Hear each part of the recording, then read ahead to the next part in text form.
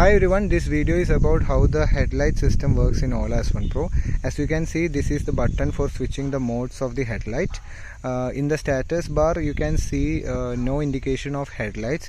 If we press this for the first time, you can see a green indication which shows the low beam of the light, and you can see one light is turned on the headlight.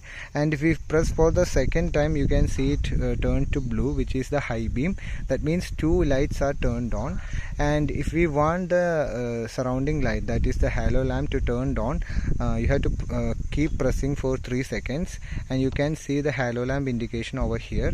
Now the halo lamp is also turned on. All the lights are now in the on position, and if you want to turn it off, you have to keep pressing the button for 3 seconds again to turn off the halo lamp. And if you want to turn the all lights to off position, you can press it once again so that the lights are off. If you want the low beam only, you can press it once, which shows the green indication. So now it's in low beam, and if you press for the one more time, it turns to high beam. And if you want the halo lamp, keep pressing for it 3 seconds and all lights are turned on.